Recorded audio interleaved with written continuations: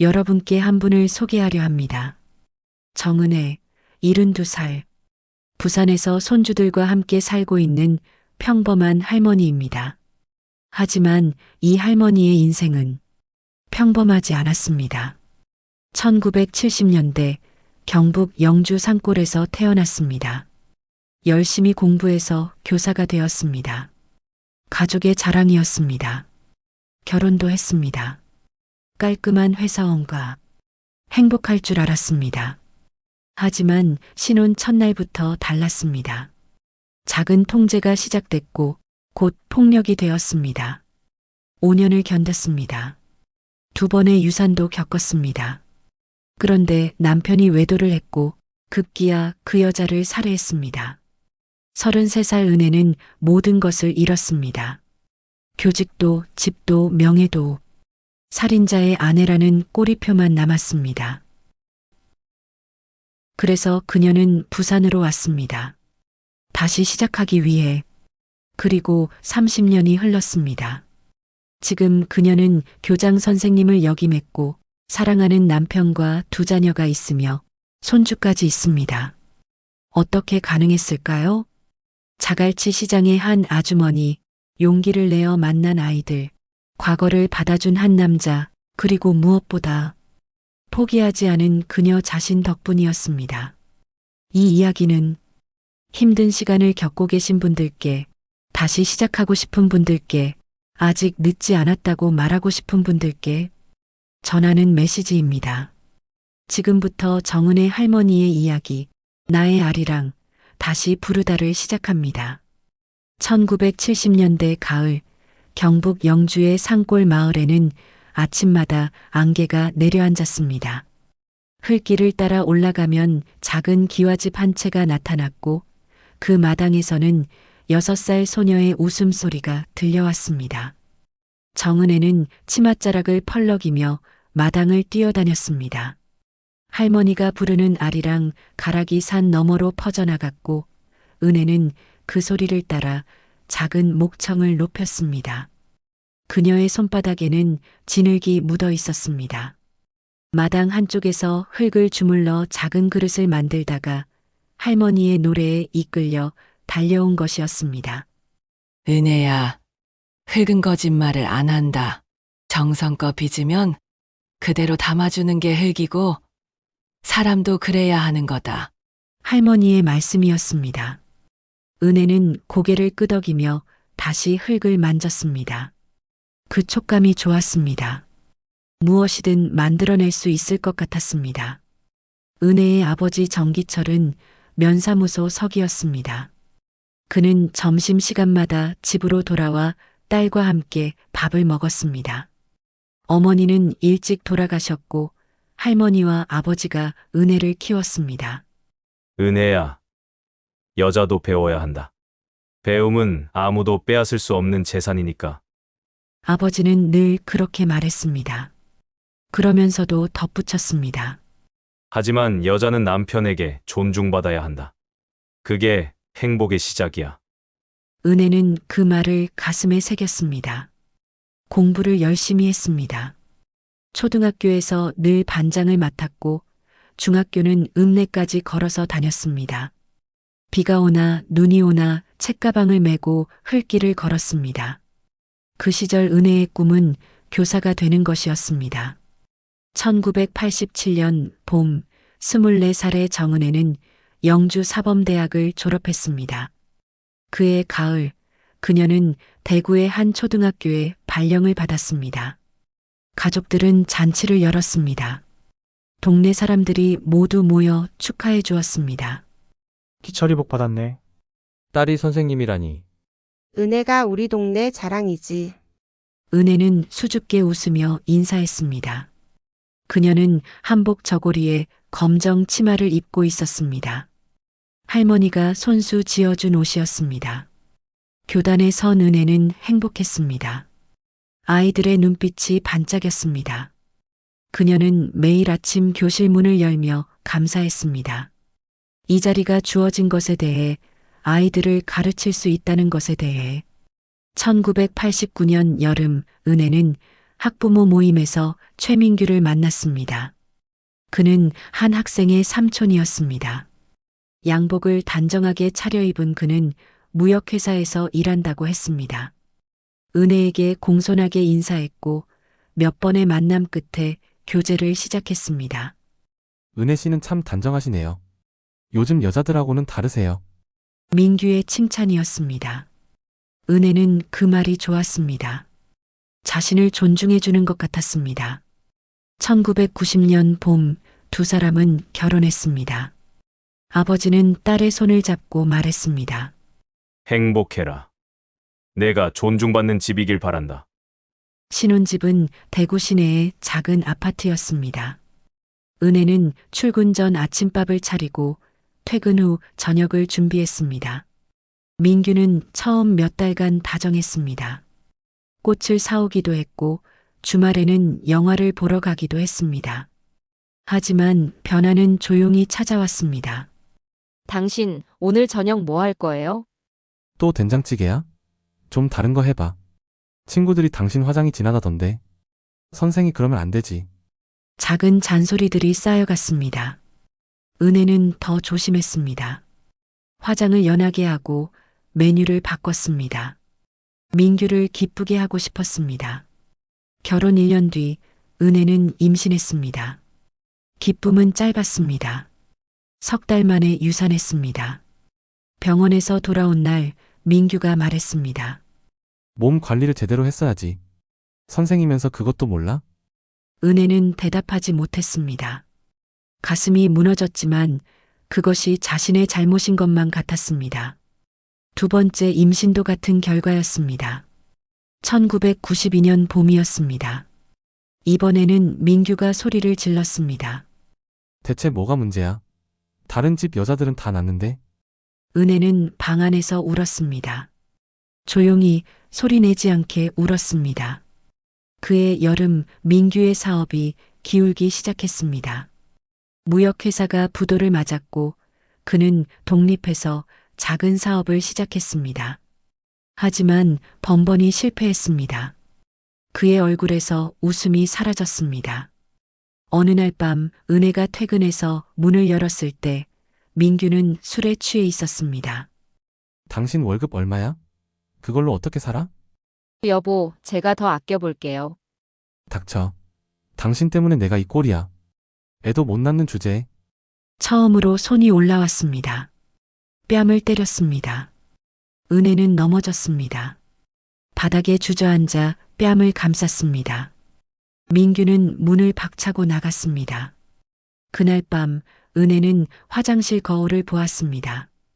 붉게 부은 뺨이 보였습니다. 손으로 만졌을 때 따끔했습니다. 한 번뿐일 거야. 화가 나서 그랬을 거야. 스스로를 다독였습니다. 하지만 한 번은 두 번이 되었고 두 번은 10번이 되었습니다. 민규는 도박에 손을 댔습니다. 빚이 쌓였습니다. 그리고 분노는 은혜를 향했습니다. 1994년 가을 31살의 은혜는 매일 긴팔 옷을 입었습니다. 가을인데도 목이 긴 옷을 골랐습니다. 멍이 보이지 않게 하려고 파운데이션을 두껍게 발랐습니다.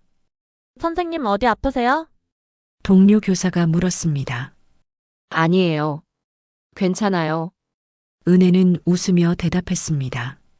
그 웃음 뒤에 무엇이 있는지 아무도 몰랐습니다. 어느 날 저녁 은혜는 학교에서 조퇴를 했습니다. 두통이 심했습니다. 집으로 돌아가는 버스 안에서 그녀는 창밖을 바라보았습니다. 거리의 사람들이 웃고 있었습니다. 평범한 일상이 흘러가고 있었습니다. 나도 저렇게 웃던 때가 있었나? 생각했습니다. 기억이 흐릿했습니다. 집 앞에 도착했을 때 은혜는 현관문 앞에서 멈칫했습니다. 안에서 낯선 목소리가 들렸습니다. 여자의 웃음소리였습니다. 열쇠를 넣었습니다. 문을 열었습니다. 그리고 은혜의 삶은 그 순간 완전히 무너지기 시작했습니다. 문을 열었을 때 시간이 멈춘 것 같았습니다. 거실 소파에 민규가 앉아 있었습니다. 그 옆에는 아랫집 김미영이 있었습니다. 두 사람의 옷은 흐트러져 있었습니다. 탁자 위에는 빈 소주병이 넘어져 있었습니다. 은혜의 손에서 가방이 떨어졌습니다. 바닥에 닿는 소리가 방 안에 울렸습니다. 민규가 고개를 돌렸습니다. 놀란 표정이었습니다. 하지만 곧 그 얼굴이 굳어졌습니다. 김미영은 재빨리 옷을 여미며 일어났습니다. 저기, 오빠가 힘들어해서. 미영의 변명이었습니다. 은혜는 그 목소리를 듣지 못했습니다. 귀가 멍했습니다. 심장이 너무 빨리 뛰었습니다. 당신, 이게 뭐예요? 은혜의 목소리는 떨렸습니다. 민규는 자리에서 일어났습니다. 미영을 향해 손짓했습니다. 너 먼저 가. 미영은 황급히 신발을 신고 문을 나갔습니다. 현관문이 닫혔습니다. 이제 둘만 남았습니다. 당신 설명을. 설명? 뭘 설명해? 민규의 목소리가 차가웠습니다. 이혼해요. 더 이상 못 참겠어요. 은혜가 말했습니다. 떨리는 목소리였지만 또렷했습니다.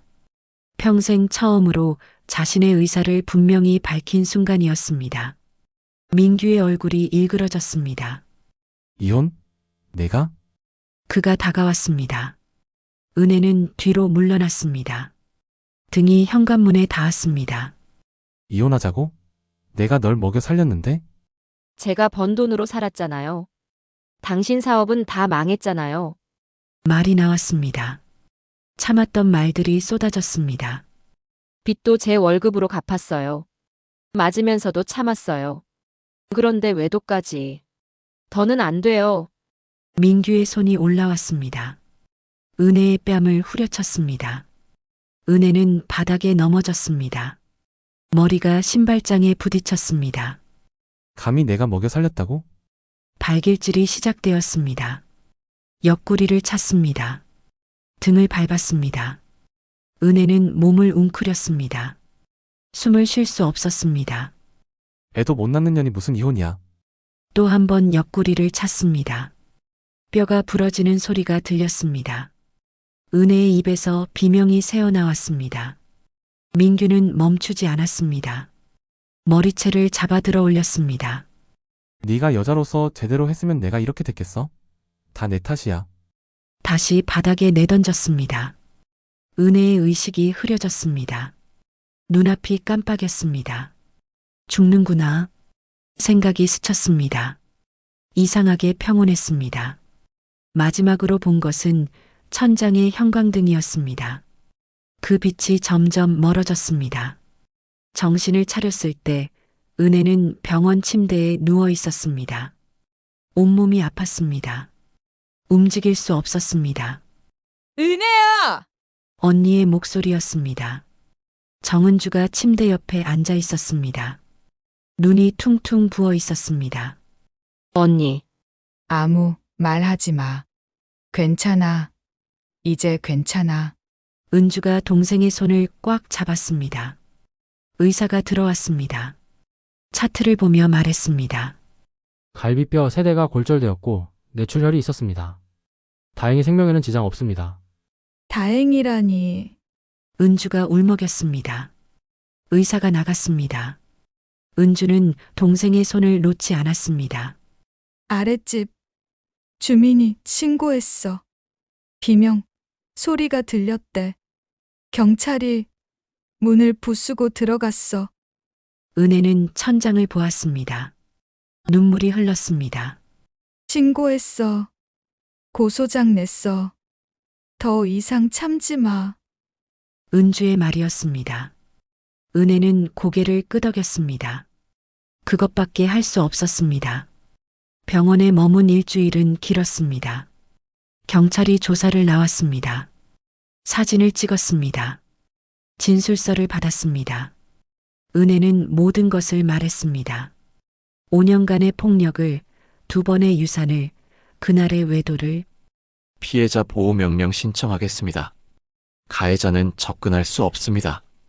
경찰의 설명이었습니다. 은혜는 안도했습니다. 퇴원 후 은주의 집에 머물렀습니다. 학교에는 병가를 냈습니다. 밖에 나갈 수 없었습니다. 사람들의 시선이 무서웠습니다. 열흘째 되던 날 아침 전화벨이 울렸습니다. 은주가 받았습니다. 얼굴이 창백해졌습니다. 은혜야, 은주가 동생을 불렀습니다. 목소리가 떨렸습니다. 민규가 김미영을 죽였대. 세상이 무너졌습니다. 뉴스가 나왔습니다. 신문에 실렸습니다. 가정폭력 가해자, 외도 상대 여성 살해 후 도주. 경찰 추격전 끝에 피의자 사망. 기사는 자세했습니다. 민규는 은혜를 폭행한 후 경찰 조사를 받았습니다. 석방된 그는 곧바로 김미영의 집을 찾아갔습니다. 다투다가 목을 졸라 살해했습니다. 시신을 차 트렁크에 싣고 도주하던 중 경찰과 마주쳤습니다. 추격전이 벌어졌습니다. 그는 차를 몰아 낭떠러지로 떨어졌습니다. 민규는 현장에서 사망했습니다. 김미영의 시신도 함께 발견되었습니다. 은혜는 기사를 읽고 또 읽었습니다. 글자가 눈에 들어오지 않았습니다. 내 탓이야. 은혜야, 내 탓이 아니야. 내가 이혼하자고 하지 않았으면. 아니야. 그 사람이 미친 거야. 은주가 소리쳤습니다. 하지만 은혜는 듣지 못했습니다. 장례식이 있었습니다. 민규의 장례식이었습니다. 은혜는 가지 않았습니다. 갈 수 없었습니다. 민규의 가족들이 전화를 걸어왔습니다. 다 당신 때문이야. 우리 민규가 왜 이렇게 됐는지 알아? 민규의 어머니였습니다. 은혜는 전화를 끊지 못했습니다. 욕설을 들었습니다. 저주를 들었습니다. 학교에도 소문이 퍼졌습니다. 학부모들이 수군거렸습니다. 저 선생님 남편이 살인자래. 애들한테 안 좋은 영향 줄 것 같은데. 교장이 은혜를 불렀습니다. 정 선생님, 힘든 시기인 건 알지만 여론이 좋지 않습니다. 휴직을 고려해 보시는 게. 은혜는 사표를 냈습니다. 10년간 몸담았던 교단을 떠났습니다. 동네에서도 사람들이 수군거렸습니다. 마트에 가면 시선이 따라왔습니다. 등 뒤에서 속삭이는 소리가 들렸습니다. 살인자의 아내. 그 낙인은 은혜의 모든 것을 지워버렸습니다. 교사로서의 정체성도, 한 사람으로서의 존엄도. 어느 날 밤 은혜는 언니에게 말했습니다. 언니, 나 여기 있을 수 없어. 은혜야, 다 버리고 떠날래. 아무도 나를 모르는 곳으로. 은주는 눈물을 닦았습니다. 고개를 끄덕였습니다. 그래. 새로 시작해.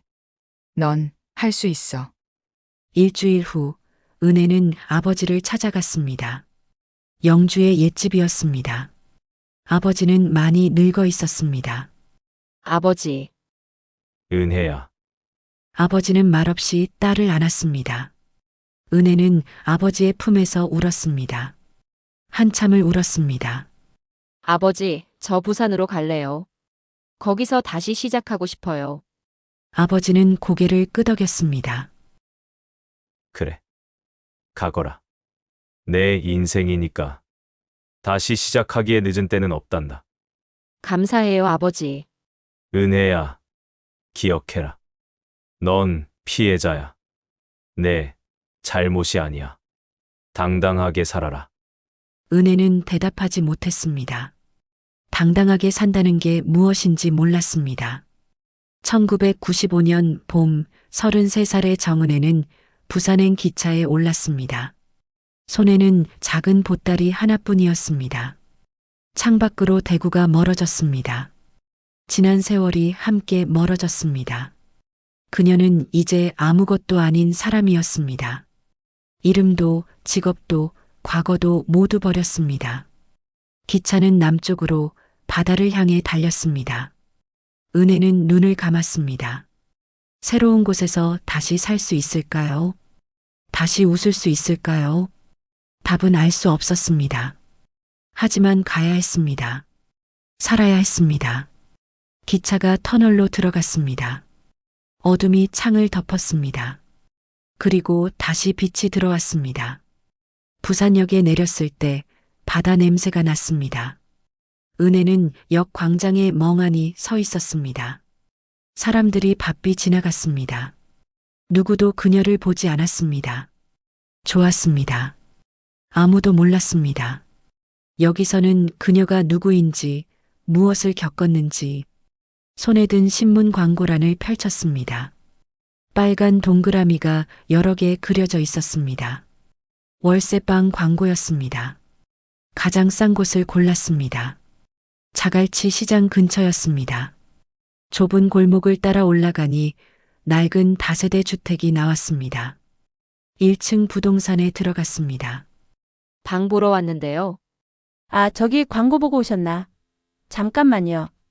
주인 아주머니가 열쇠를 들고 나왔습니다. 계단을 올라 3층 끝방으로 갔습니다. 문을 열었습니다. 방은 작았습니다. 2평 남짓했습니다. 창문 너머로 시장 지붕들이 보였습니다. 바다는 보이지 않았습니다. 보증금 없이 월세만 내면 돼요. 화장실은 공동이고. 여기로 할게요. 은혜가 말했습니다. 더 볼 것도 없었습니다. 다음 날부터 그 방에서 살았습니다. 짐은 없었습니다. 이불 한 채와 옷가지 몇 벌이 전부였습니다. 방 한가운데 이불을 깔고 누웠습니다. 천장을 보았습니다. 이제 뭘 하지? 생각이 멈췄습니다. 일주일이 지났습니다. 은혜는 방에서 나오지 않았습니다. 밥도 먹지 않았습니다. 물만 마셨습니다. 창밖으로 시장 소리가 들려왔습니다. 상인들의 호객 소리, 아이들의 웃음소리, 생생한 삶의 소리들이었습니다. 은혜에게는 멀었습니다. 다른 세상의 소리 같았습니다. 열흘째 되던 날 문을 두드리는 소리가 났습니다. 거기 사람 있나? 굵직한 목소리였습니다. 은혜는 대답하지 않았습니다. 아이고, 이 방 사람 죽었나? 일주일째 소리가 없네. 다시 문을 두드렸습니다. 은혜는 일어나 문을 열었습니다. 밖에 50대쯤 된 아줌마가 서 있었습니다. 퍼머머리에 앞치마를 두른 모습이었습니다. 두 손에 비닐봉지를 들고 있었습니다. 아이고, 살았네. 며칠째 문 열리는 소리도 안 나고 불도 안 켜지길래. 밥은 먹고 사나? 은혜는 대답하지 못했습니다. 목소리가 나오지 않았습니다. 들어가도 돼.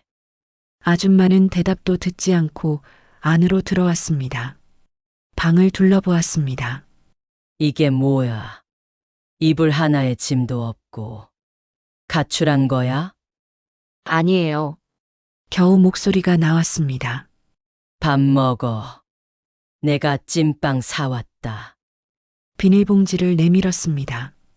따뜻한 김이 올라왔습니다. 은혜는 손을 내밀었습니다. 찐빵을 받았습니다. 먹어. 아줌마가 말했습니다.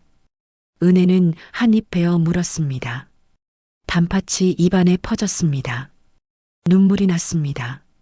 왜 울어? 맛없어. 아니에요. 맛있어요. 그럼 됐다. 나는 금자야. 아래층 건어물 가게 해. 일자리 찾으면 오고. 금자 아줌마는 그렇게 말하고 나갔습니다. 문이 닫혔습니다. 은혜는 찐빵을 들고 주저앉았습니다. 계속 울었습니다. 다음 날 아침 은혜는 금자 아줌마의 가게를 찾아갔습니다. 시장 입구 근처였습니다. 좁은 가게 안에 마른 멸치와 오징어, 다시마가 가득했습니다. 비린 냄새가 났습니다. 왔네. 들어와. 금자 아줌마가 손짓했습니다. 일 배울래? 어렵지 않아. 손님 오면 달아주고 돈 받고 청소하고. 그게 다야. 저한테 일을 주시겠어요? 왜, 못할 것 같아? 아니에요. 근데 저는 말이 막혔습니다. 무엇을 말해야 할지 몰랐습니다. 너 사연 있지? 금자 아줌마가 물었습니다. 은혜는 고개를 숙였습니다. 말 안 해도 돼. 여기 사람들 다 사연 있어. 나도 있고. 그거 가지고 사는 거 아니야. 앞으로 어떻게 사느냐가 중요하지. 은혜는 고개를 들었습니다. 금자 아줌마가 웃고 있었습니다. 주름진 얼굴이었지만 따뜻했습니다. 내일부터 나와. 새벽 5시. 감사합니다. 고맙긴. 일 잘해. 그날부터 은혜는 건어물 가게에서 일했습니다. 새벽에 일어나 시장으로 갔습니다. 멸치를 골랐습니다. 오징어를 손질했습니다. 손님이 오면 웃으며 맞았습니다. 처음에는 어색했습니다. 사람들과 말하는 게 어려웠습니다. 하지만 금자 아줌마가 도왔습니다. 손님, 오늘 멸치 좋아요. 한번 맛봐요. 아가씨, 웃어. 손님이 물건 사러 오는 게 아니라 기분 사러 오는 거야. 은혜는 배웠습니다. 천천히 말하는 법을, 웃는 법을. 한 달이 지났습니다. 은혜는 첫 월급을 받았습니다. 손에 든 돈을 보았습니다. 많지 않았습니다. 하지만 묵직했습니다. 고맙습니다, 아주머니. 뭐가 고마워. 내가 일한 거지. 제가 다시 살 수 있을까요? 은혜가 물었습니다. 금자 아줌마는 은혜의 어깨를 툭 쳤습니다. 이미 살고 있잖아. 매일 일어나서 일하고 밥 먹고. 그게 사는 거야. 어느 날 오후 은혜는 시장 골목에서 아이들을 보았습니다. 3명의 아이들이 담벼락에 앉아 있었습니다. 학교 끝나고 갈 곳이 없는 아이들 같았습니다. 너희 숙제는 했어? 은혜가 물었습니다. 아이들이 고개를 저었습니다. 하기 싫어요. 왜? 어려워요. 모르겠어요. 은혜는 잠시 망설였습니다. 그리고 말했습니다. 가르쳐 줄까? 아이들의 눈이 반짝였습니다. 그날부터 은혜는 일이 끝나면 가게 한쪽에서 아이들을 가르쳤습니다. 받아쓰기를, 구구단을, 일기 쓰는 법을. 금자 아줌마는 옆에서 묵묵히 지켜봤습니다. 선생님이었구나. 어느 날 금자 아줌마가 말했습니다. 은혜는 놀라 고개를 들었습니다. 어떻게? 눈빛 보면 알아. 아이들 가르칠 때 눈이 살아나더라. 그게 내 길이구나. 은혜는 대답하지 못했습니다. 목이 메었습니다. 아주머니, 저는 다시 선생님이 될 수 없어요. 왜? 제 과거가 사람들이 알면 알면 어때? 내가 뭘 잘못했는데. 내가 때렸어. 내가 죽였어. 금자 아줌마의 목소리가 단호했습니다. 너는 피해자야. 잘못한 게 없어. 그런데 왜 숨어? 하지만은 무슨. 아이들 봐. 너 기다리고 있잖아. 창밖을 보니 아이들이 서 있었습니다. 가방을 메고 가게 앞에서 기다리고 있었습니다. 은혜는 눈물을 닦았습니다. 일어났습니다. 문을 열고 나갔습니다. 선생님, 아이들이 달려왔습니다. 은혜는 아이들을 안았습니다.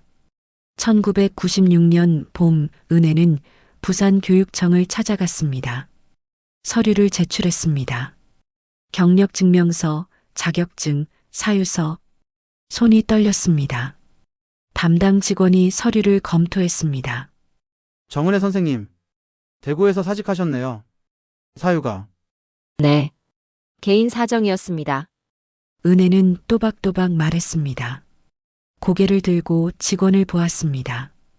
더 이상 숨지 않았습니다. 이력은 문제 없습니다. 결혼이 생기면 연락드리겠습니다. 감사합니다. 밖으로 나왔을 때 봄바람이 불었습니다. 은혜는 하늘을 보았습니다. 파란 하늘이 펼쳐져 있었습니다. 아버지, 저 다시 시작해요. 마음속으로 말했습니다. 금자 아줌마의 가게로 돌아왔습니다. 아줌마가 물었습니다. 어땠어? 연락 기다리래요.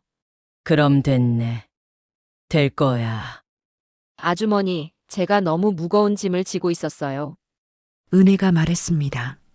금자 아줌마는 은혜의 손을 잡았습니다. 이제 내려놔. 내 짐이 아니야. 그 사람 짐이었어. 이제는 가볍게 살아. 네. 가볍게. 그날 밤 은혜는 오랜만에 아리랑을 불렀습니다.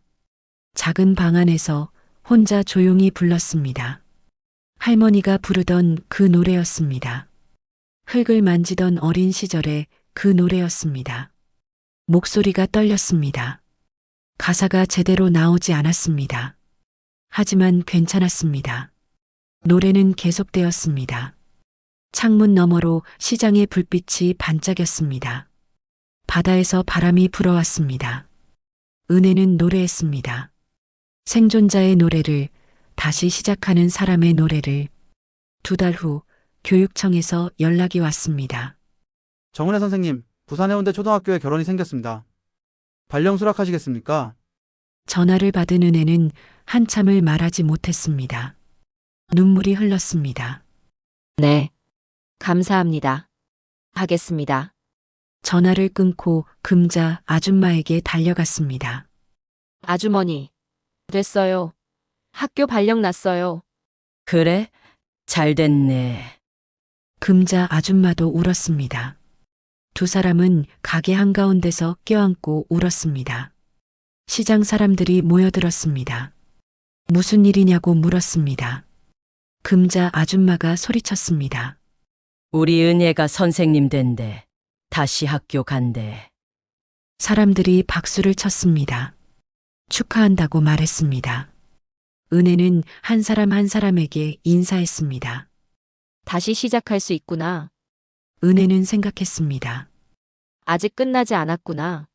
내 인생은. 바다가 보이는 학교였습니다. 아이들이 기다리고 있을 것입니다. 새로운 이름으로, 새로운 마음으로 은혜는 다시 교단에 설 것입니다. 과거는 무거웠습니다. 하지만 이제 내려놓았습니다.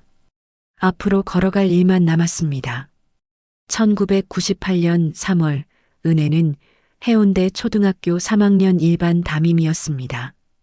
교실 창문으로 바다가 보였습니다. 아이들의 웃음소리가 복도에 울렸습니다. 은혜는 매일 아침 출석을 부르며 행복했습니다. 김민수. 예. 박서연. 네. 28명의 이름을 불렀습니다. 28번의 대답을 들었습니다. 그 소리가 은혜를 살아있게 했습니다. 3년이 흘렀습니다. 부산에서의 삶은 안정적이었습니다. 작은 원룸을 얻어 혼자 살았습니다. 학교와 집을 오갔습니다. 주말에는 자갈치 시장의 금자 아주머니를 찾아갔습니다. 은혜야, 요새 어때? 좋아요, 아주머니. 아이들이 참 예뻐요. 그래. 내 얼굴이 많이 밝아졌다. 금자 아주머니는 웃었습니다. 은혜도 웃었습니다. 38배 은혜는 과거를 묻어두고 살았습니다. 동료 교사들은 그녀가 미혼인 줄 알았습니다. 결혼 이야기가 나오면 조용히 웃으며 화제를 돌렸습니다. 이대로 살면 되겠지. 은혜는 생각했습니다. 혼자여도 괜찮았습니다. 더 이상 바라지 않았습니다. 그런데 그해 5월 뜻밖의 방문객이 찾아왔습니다. 토요일 오후 은혜는 시장에서 장을 보고 집으로 돌아왔습니다. 계단을 올라가는데 누군가 앉아 있었습니다. 40대 여자였습니다. 옆에 작은 아이가 서 있었습니다. 5살쯤 되어 보였습니다. 누구세요? 은혜가 물었습니다. 여자가 고개를 들었습니다.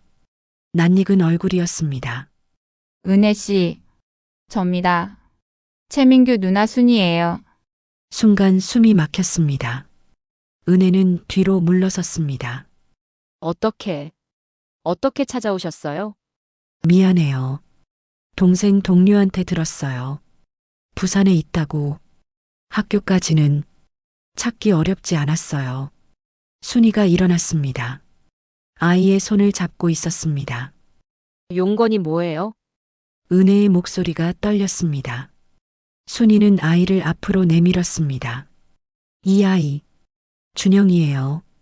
민규와 그 여자 아들이에요. 세상이 흔들렸습니다. 아이는 은혜를 올려다보았습니다. 까만 눈동자였습니다. 민규를 닮았습니다. 은혜는 고개를 돌렸습니다. 왜 저한테 데려오세요?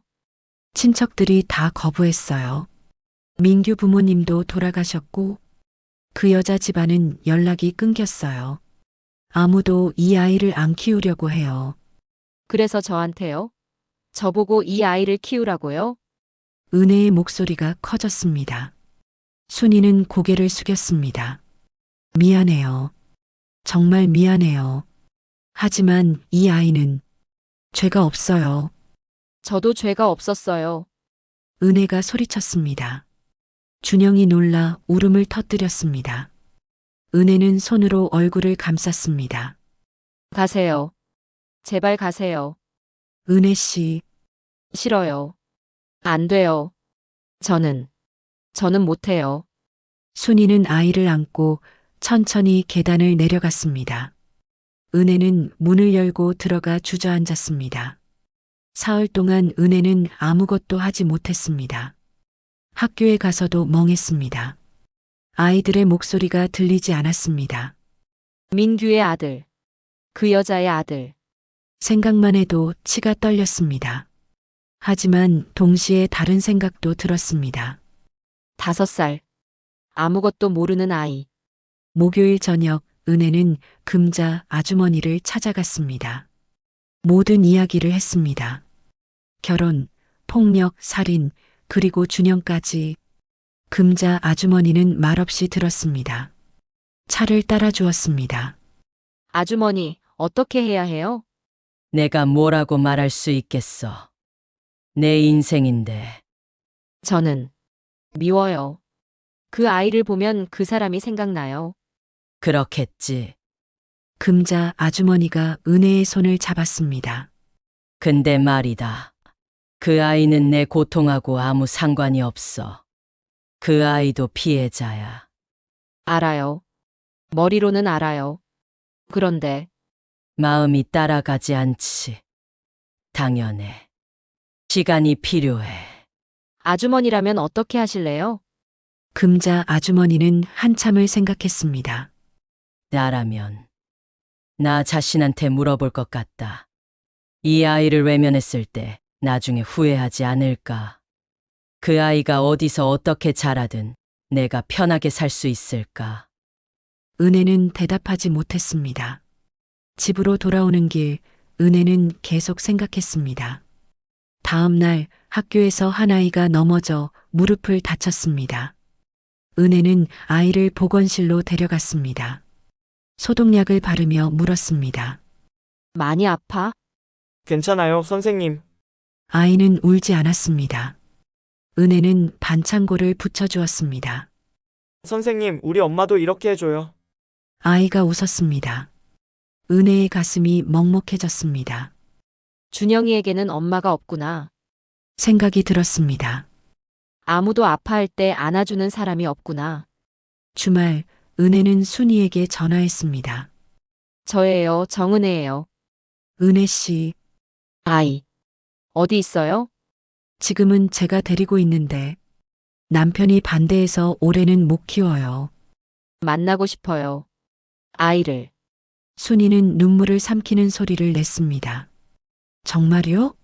고마워요. 정말 고마워요. 다음 날 은혜는 부산역 근처 카페에서 준영이를 만났습니다. 아이는 작았습니다. 순이의 손을 꼭 잡고 있었습니다. 눈이 컸습니다. 은혜를 보고도 숨었습니다. 준영아, 인사해. 아이는 고개를 숙였습니다. 은혜는 무릎을 꿇었습니다. 아이와 눈높이를 맞췄습니다. 안녕, 준영아. 나는 은혜야. 무서워하지 마. 괜찮아. 은혜는 천천히 손을 내밀었습니다. 준영이가 조금씩 다가왔습니다. 작은 손이 은혜의 손을 만졌습니다. 따뜻했습니다. 은혜의 눈에서 눈물이 흘렀습니다. 아이는 놀라 은혜를 보았습니다. 이모, 왜 울어? 아니야. 안 울어. 만나서 반가워서 그래. 준영이가 웃었습니다. 그 웃음은 순수했습니다. 민규도 김미영도 아닌 오직 준영이 자신의 웃음이었습니다. 순이가 말했습니다. 은혜 씨, 정말 괜찮아요? 이 아이를. 네. 키울게요. 은혜가 대답했습니다. 순이는 울었습니다. 고마워요. 정말 고마워요. 저는 동생이 한 일을 평생 미안하게 생각하며 살 거예요. 언니가 미안할 일은 없어요. 준영이는 이제 제 아들이에요. 입양 절차는 6개월 걸렸습니다.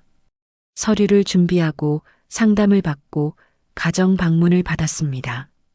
은혜는 모든 과정을 견뎠습니다. 준영이는 그동안 은혜의 집을 자주 방문했습니다.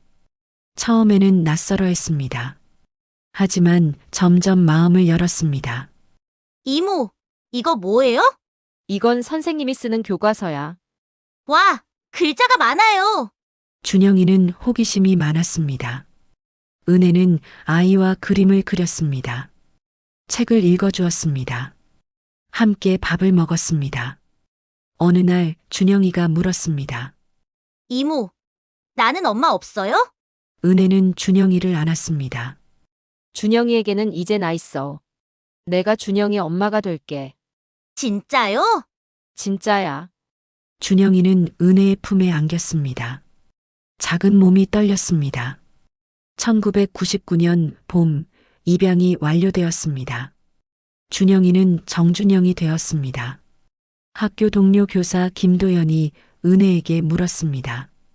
정 선생님 아드님이 있으셨어요? 네. 사정이 있어서 늦게 데려왔어요. 도연은 더 묻지 않았습니다. 그는 과학교사였습니다. 조용하고 따뜻한 사람이었습니다. 어느 날 도연이 말했습니다. 정 선생님 존경스러워요. 왜요?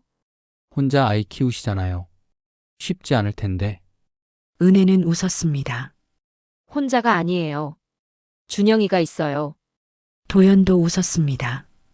2000년 준영이는 7살이 되었습니다. 유치원에 다녔습니다.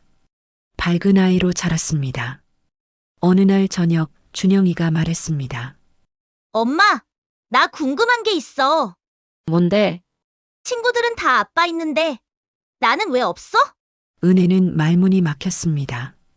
준영이가 다시 말했습니다. 괜찮아, 엄마. 나는 엄마 있으니까 행복해. 은혜는 준영이를 안았습니다. 한참을 안고 있었습니다. 이 아이는 내가 선택한 아이야. 생각했습니다. 핏줄이 아니라 사랑으로 연결된 내 아들이야. 그 순간 은혜는 깨달았습니다. 진정한 가족은 피가 아니라 선택이라는 것을, 무조건적인 사랑이라는 것을, 그리고 그 사랑은 그녀를 완전히 자유롭게 했습니다. 준영이를 키우면서 은혜는 과거의 상처를 진정으로 치유했습니다. 미움 대신 사랑을 선택했고 복수 대신 용서를 선택했습니다. 김도연은 그 모든 과정을 옆에서 지켜봤습니다. 그리고 그는 은혜를 사랑하게 되었습니다. 2001년 어느 날 도연이 물었습니다. 정 선생님 저와 식사 한번 하실래요? 은혜는 놀라 그를 보았습니다. 도연이 웃었습니다. 준영이도 함께요. 은혜는 천천히 고개를 끄덕였습니다. 새로운 시작이었습니다. 두려웠지만 희망도 있었습니다. 준영이는 도연을 좋아했습니다. 도연도 준영이를 자신의 아들처럼 대했습니다. 그리고 어느 날 준영이가 먼저 말했습니다. 아저씨, 우리 아빠 되어줄래요? 도연은 눈물을 닦았습니다. 은혜도 울었습니다. 그래 준영아. 내가 내 아빠가 되어줄게. 2002년 봄 은혜와 도연은 조용히 결혼했습니다. 준영이가 화동을 섰습니다. 금자 아주머니와 학교 동료들이 축하해 주었습니다. 작지만 따뜻한 결혼식이었습니다. 신혼여행에서 돌아온 날 준영이가 말했습니다. 엄마, 이제 우리 완전한 가족이야? 그래, 완전한 가족이야. 은혜는 준영이를 안았습니다. 도연도 두 사람을 안았습니다. 그렇게 새로운 가족이 시작되었습니다. 핏줄을 넘어선 선택된 사랑의 가족이 2005년 가을 정은혜의 가족은 해운대 근처 작은 아파트에 살았습니다. 준영이는 12살이 되었습니다. 중학교 입학을 앞두고 있었습니다. 키가 훌쩍 컸습니다.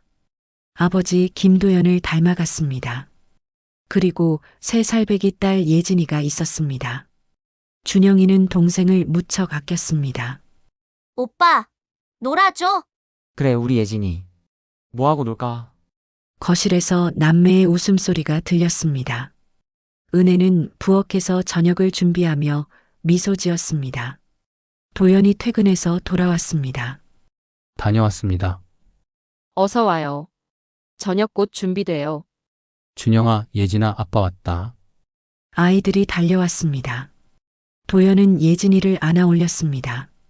준영이의 머리를 쓰다듬었습니다. 평범한 일상이었습니다. 하지만 은혜에게는 기적 같은 일상이었습니다. 식탁에 둘러앉았습니다. 밥을 먹으며 도연이 물었습니다. 준영아, 중학교 입학하면 뭐 하고 싶어? 축구부 들어가고 싶어요. 좋지. 아빠가 응원할게. 엄마도? 준영이가 은혜를 보았습니다. 은혜는 고개를 끄덕였습니다. 당연하지. 엄마가 제일 큰 소리로 응원할게. 준영이는 환하게 웃었습니다. 은혜는 아들을 보았습니다. 이 아이가 자신의 아들이 된 지 6년이 흘렀습니다. 피는 섞이지 않았지만 그 무엇보다 깊은 사랑으로 연결되어 있었습니다. 2008년 은혜는 교감으로 승진했습니다. 해운대 초등학교 교감실에 이름표가 걸렸습니다. 교감 정은혜. 동료 교사들이 축하해 주었습니다. 은혜는 감사하며 인사했습니다. 선배님 정말 축하드려요. 정 교감 선생님 밑에서 일하고 싶어요. 젊은 교사가 말했습니다.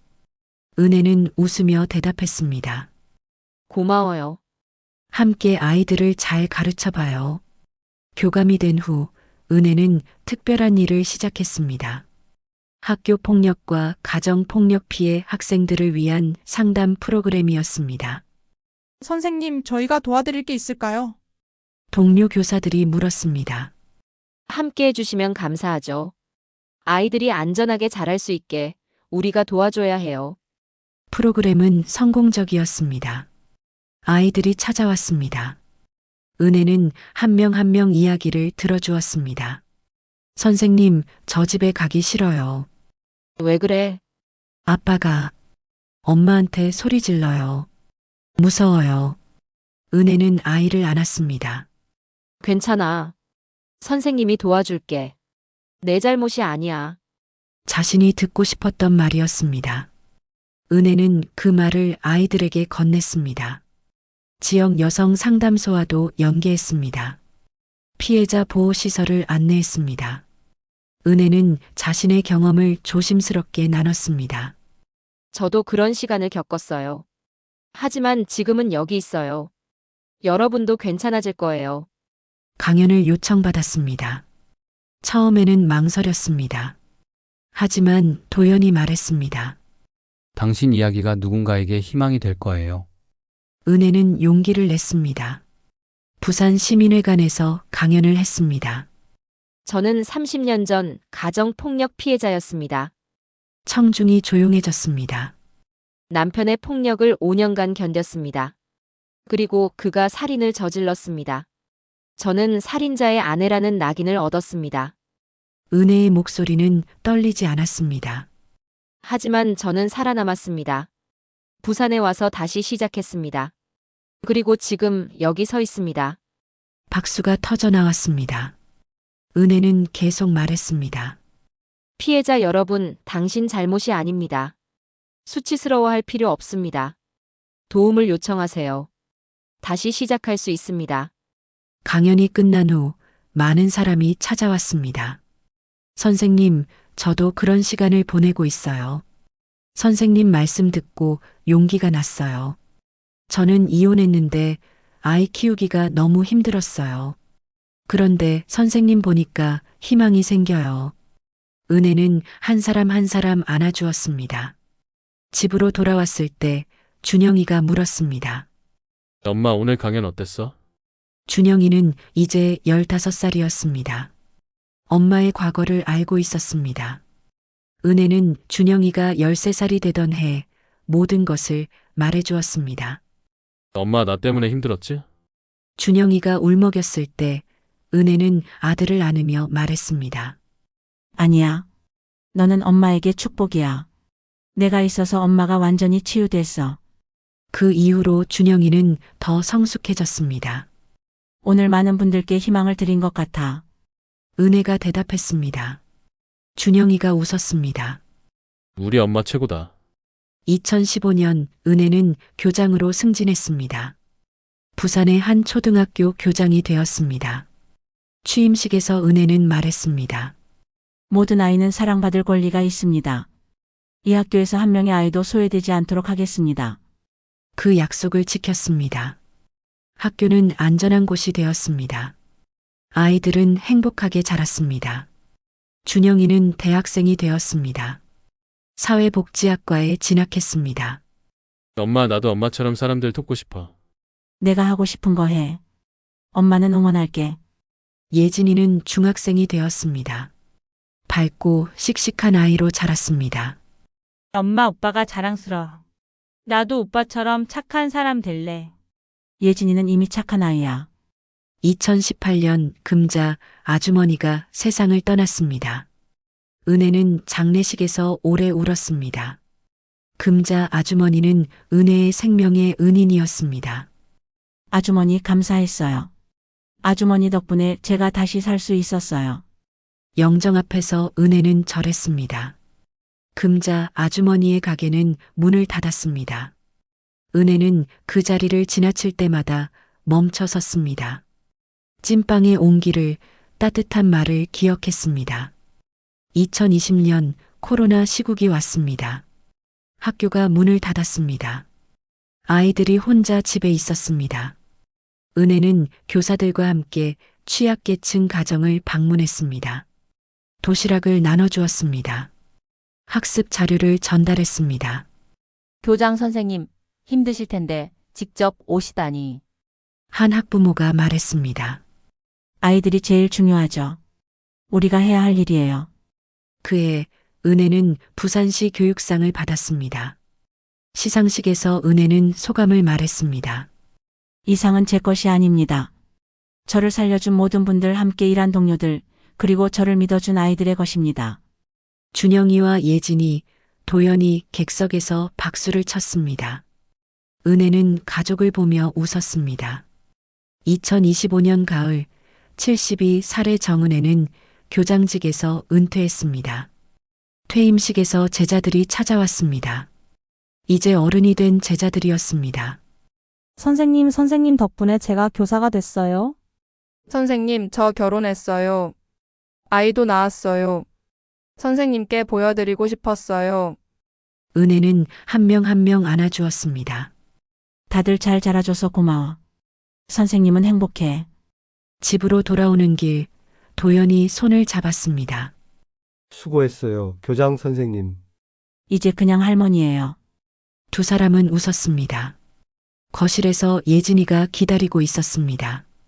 예진이는 초등학교 교사가 되어 있었습니다. 엄마 축하해요. 고마워, 예진아. 준영이는 사회복지사가 되어 가정폭력 피해자 보호시설에서 일하고 있었습니다.